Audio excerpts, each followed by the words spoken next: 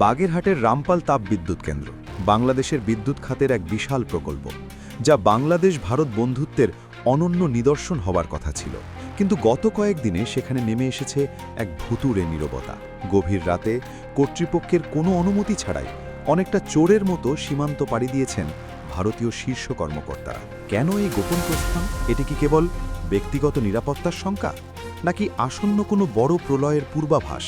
দক্ষিণ এশিয়ার রাজনীতির আকাশে কি তবে যুদ্ধের কালো মেঘ জমছে? দিল্লি কি আগেভাগেই আজ করতে পেরেছে কোনো বড় সংকটের?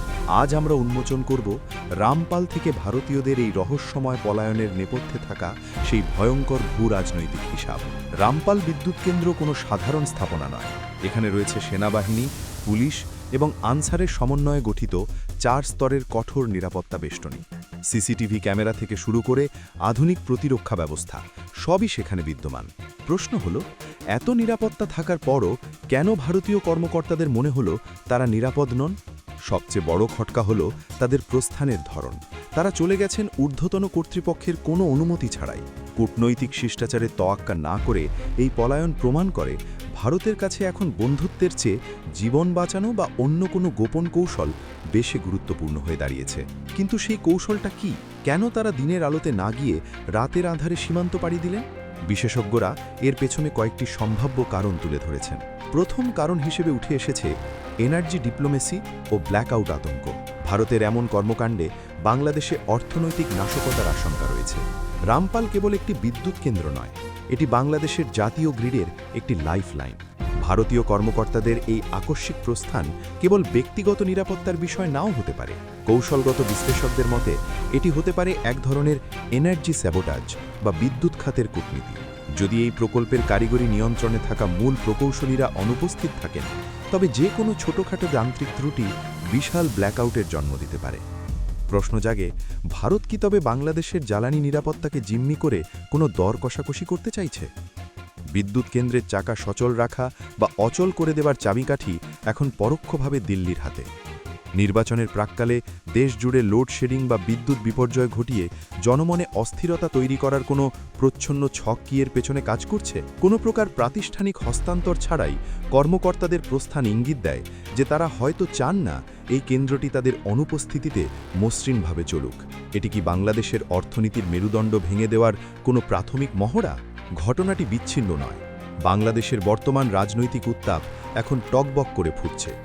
সামনে নির্বাচন, আর এই নির্বাচনকে ঘিরে ভারতের সবচেয়ে বড় আতঙ্ক হল ক্ষমতার পট পরিবর্তন। যদি বাংলাদেশে একটি কট্টর বাংলাদেশপন্থী এবং ইসলামপন্থী সরকার ক্ষমতায় আসে, তবে ভারতের দীর্ঘদিনের সাজানো সমীকরণ তছনছ হয়ে যাবে। গত কয়েক দশকে ভারত বাংলাদেশে যে প্রভাব বিস্তার করেছে তা এখন চ্যালেঞ্জের মুখে। সাধারণ মানুষের মধ্যে ভারত বিরোধী মনোভাব এখন রন্ধ্রে রন্ধ্রে। দিল্লি হয়তো ভাবছে এই জনরোষ যে কোনো সময় ভারতীয় নাগরিকদের উপর আছড়ে পড়তে পারে। কিন্তু কেবল জনরোষের ভয়েই কি শীর্ষ কর্মকর্তারা দেশ ছাড়বেন, নাকি এর পেছনে লুকিয়ে আছে আরও বড় কোনো ধ্বংসাত্মক পরিকল্পনা? নয়াদিল্লির নীতি নির্ধারকদের একটা বিষয়ে সবচেয়ে বেশি চিন্তিত। বাংলাদেশে যদি জাতীয়তাবাদী ও ইসলামপন্থী শক্তির উত্থান ঘটে, তবে ভারতের 7 সিস্টার্স খ্যাত উত্তর পূর্বাঞ্চলীয় রাজ্যগুলির নিরাপত্তা চরম হুমকির মুখে পড়বে। ভারত সবসময় বাংলাদেশের ভূখণ্ড ব্যবহার করে তাদের এই বিচ্ছিন্নতাকামী অঞ্চলগুলোতে নিয়ন্ত্রণ বজায় রাখতে চেয়েছে। যদি বাংলাদেশে এমন কোনো সরকার আসে যারা দিল্লির অনুগত নয়, তবে ভারতের চিকেন স্নেক করিডর অনিরাপদ হয়ে পড়বে। ভারতের গোয়েন্দা সংস্থাগুলো কি তবে মনে করছে যে একটি বড় ধরনের সংঘাত বা সরাসরি যুদ্ধ এখন সময়ের মাত্র ব্যাপার? রামপালের কর্মকর্তাদের সরিয়ে নেওয়া কি সেই সম্ভাব্য সংঘাতের রেড সিগন্যাল? এছাড়া ভারতীয় কর্মকর্তাদের পালিয়ে যাওয়ার ঘটনায় চীনের ছায়া ও ভারতের স্নায়ুযুদ্ধ নিয়েও আলোচনা হচ্ছে। দক্ষিণ এশিয়ার এই অঞ্চলে প্রভাব বিস্তারের লড়াইয়ে ভারত ও চীন এখন মুখোমুখি। রামপাল থেকে ভারতীয়দের এই পিছুহটা কি তবে চীনের ক্রমবর্ধমান প্রভাবের কোনো পরোক্ষ প্রতিক্রিয়া? দিল্লি হয়তো আঁচ করতে পেরেছে যে বাংলাদেশের আগামী দিনগুলোতে বেইজিংয়ের প্রভাব আরও প্রবল হতে যাচ্ছে। ভারতের আশঙ্কা, যদি বাংলাদেশে দিল্লির আধিপত্য কমে যায়, তবে বেইজিংয়ের সহায়তায় উত্তর পূর্ব ভারতের বিচ্ছিন্নতাবাদী গোষ্ঠীগুলো নতুন করে চাঙ্গা হয়ে উঠবে। ভারতের জন্য শিলিগুড়ি করিডর বা চিকেন স্নেক করিডর একটি অত্যন্ত সংবেদনশীল অঞ্চল। রামপালের মতো কৌশলগত অবস্থান থেকে সটে পড়া কি তবে এমন কোনো গোয়েন্দা তথ্যের ওপর ভিত্তি করে যেখানে বলা হয়েছে যে বাংলাদেশে ভারতের নিরাপত্তা মিত্রদের নিয়ন্ত্রণ শিথিল হয়ে যাচ্ছে, তবে দীর্ঘদিনের বন্ধু রাষ্ট্রকে শত্রু রাষ্ট্রের তালিকায় রাখার প্রস্তুতি নিচ্ছে? এই পলায়ন হতে পারে বড় কোনো প্রক্সি ওয়ার বা ছায়াযুদ্ধের পূর্বাভাস, যেখানে বাংলাদেশ একটি রণক্ষেত্রে পরিণত হওয়ার ঝুঁকিতে রয়েছে। ভারত বাংলাদেশ সীমান্ত এখন আর শুধু একটি রেখা নয়, এটি একটি জীবন্ত টাইম বোমা। দিল্লির থিঙ্ক ট্যাঙ্কগুলো ভয় পাচ্ছে যে নির্বাচনে যদি তাদের সমর্থিত শক্তির পতন ঘটে, তবে বাংলাদেশে একটি দীর্ঘস্থায়ী গৃহযুদ্ধ বা চরম অস্থিরতা তৈরি হতে পারে। ইতিহাস সাক্ষী দিচ্ছে, কোনো দেশ যখন তাদের নাগরিকদের গণহারে এবং গোপনে সরিয়ে নেয়, তখন বুঝতে হবে সেই দেশের ইন্টেলিজেন্স বা গোয়েন্দা সংস্থাগুলো বড় কোনো বিপর্যয়ের চূড়ান্ত তথ্য পেয়েছে। রামপালের কর্মকর্তাদের ফিরে যাওয়া কি তবে বাংলাদেশের অভ্যন্তরীণ রাজনীতিতে ভারতের সরাসরি সামরিক হস্তক্ষেপের কোনো ব্লুপ্রিন্টের প্রথম ধাপ?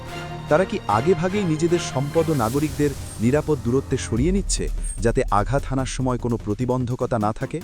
লক্ষ্য করুন, পশ্চিমা বিশ্ব, বিশেষ করে যুক্তরাষ্ট্র এবং ইউরোপীয় দেশগুলো সাধারণত উত্তেজনার সময় কেবল ট্র্যাভেল অ্যাডভাইজারি বা ভ্রমণ সতর্কতা জারি করে। তারা তাদের নাগরিকদের সাবধানে থাকতে বলে। কিন্তু ভারত এখানে ভিন্ন পথ অবলম্বন করছে। তারা সরাসরি লোক সরিয়ে নিচ্ছে।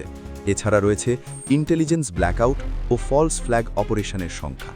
ইতিহাসের পাতায় নজর দিলে দেখা যায়, যখন কোনো শক্তিশালী রাষ্ট্র তাদের বন্ধুপ্রতিম দেশ থেকে হঠাৎ কর্মকর্তাদের সরিয়ে নেয়, তখন অনেক সময় তারা একটি ফলস ফ্ল্যাগ বা সাজানো ঘটনার পটভূমি তৈরি করে। রামপাল থেকে এই গোপন প্রস্থান কি তবে বাংলাদেশে বড় কোনো অঘটন ঘটানোর সবুজ সংকেত? দিল্লি কি চাইছে এমন কোনো পরিস্থিতি তৈরি হোক যেখানে ভারতীয় নাগরিকদের উপর আক্রমণের অজুহাত তুলে তার আন্তর্জাতিক মহলে বাংলাদেশের বর্তমান পরিস্থিতিকে চরমপন্থী হিসেবে চিত্রায়িত করতে পারে? কর্মকর্তাদের সরিয়ে নেওয়ার মাধ্যমে ভারত নিজেকে যে কোনো সম্ভাব্য দায়মুক্তি থেকে নিরাপদ রাখল। এখন যদি সীমান্তে বা দেশের অভ্যন্তরে বড় কোনো সংঘাত বা নাশকতামূলক কাজ ঘটে, তবে ভারত বলতে পারবে তারা আগেই বিপদ আঁচ করতে পেরেছিল।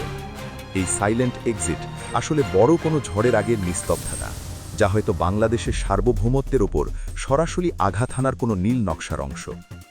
এর মানে হল, ভারত কোনো দীর্ঘস্থায়ী কূটনৈতিক ক্ষত তৈরি করতেও দ্বিধা করছে না। তারা জানে এই পলায়ন বা প্রস্থান বাংলাদেশের সাথে তাদের বর্তমান সম্পর্কের ওপর বিশাল এক আস্থার সংকট তৈরি করবে। তবুও তারা করছে। এর একটাই অর্থ, সামনে যা ঘটতে যাচ্ছে তা সাধারণ কোনো রাজনৈতিক অস্থিরতা নয়। এটি হতে পারে এক বড় মাপের ভূ রাজনৈতিক ভূমিকম্প। আস্থা ভাঙা সহজ, কিন্তু ফিরিয়ে আনা কঠিন। বাংলাদেশের সার্বভৌমত্ব বনাম ভারতের কৌশলগত স্বার্থ, এই দুইয়ের চিরন্তন লড়াইয়ে আজ সাধারণ মানুষ বলির পাঠা হওয়ার দ্বারপ্রান্তে। রামপালের এই ঘটনা কি শুধু সতর্কতা, নাকি ভবিষ্যতের জন্য পাঠানো কোনো নীরব সংকেত? যদি নির্বাচনের পর কোনো জাতীয়তাবাদী সরকার ক্ষমতায় আসে এবং ভারত তা মেনে নিতে অস্বীকার করে, তবে কি আমরা বড় কোনো সীমান্ত সংঘাতের দিকে এগিয়ে যাচ্ছি? ভারতের এই আকস্মিক পিছুহাটা কি আসলে বড় কোনো ঝড়ের আগে পরিবেশ শান্ত হয়ে যাওয়ার মতো কোনো অশুভ লক্ষণ? আপনার কি মনে হয়, ভারতীয় কর্মকর্তাদের এই রাতের আঁধারে পালিয়ে যাওয়া কেবল ব্যক্তিগত ভয়, নাকি এর পেছনে লুকিয়ে আছে বড় কোনো যুদ্ধের ব্লুপ্রিন্ট? দিল্লি কি এমন কিছু জানে যা আমরা এখনও কল্পনাও করতে পারছি না? রামপাল তাপবিদ্যুৎ কেন্দ্র থেকে ভারতীয় শীর্ষ কর্মকর্তাদের রাতের আধারে গোপন প্রস্থান নিছক নিরাপত্তা উদ্বেগ বলেই মনে হয় না। এই নীরব সরে যাওয়া ইঙ্গিত দেয় গভীর কোনো ভূ রাজনৈতিক আশঙ্কার, যেখানে বিদ্যুৎ, নির্বাচন এবং আঞ্চলিক নিরাপত্তা এক সুতোয় বাঁধা। ভারতের দৃষ্টিতে বাংলাদেশের রাজনৈতিক পটপরিবর্তন মানেই কৌশলগত ক্ষতি। তাই আগাম সরে যাওয়া হতে পারে ঝুঁকি ব্যবস্থাপনা অথবা বড় কোনো অস্থিরতার পূর্বাভাস। ইতিহাস বলে, এমন নীরবতা অনেক সময় ঝড়ের আগের লক্ষণ। একটাই প্রশ্ন, এই ঝড়ও কি কেবল কূটনৈতিক, নাকি আরও ভয়ঙ্কর কিছু?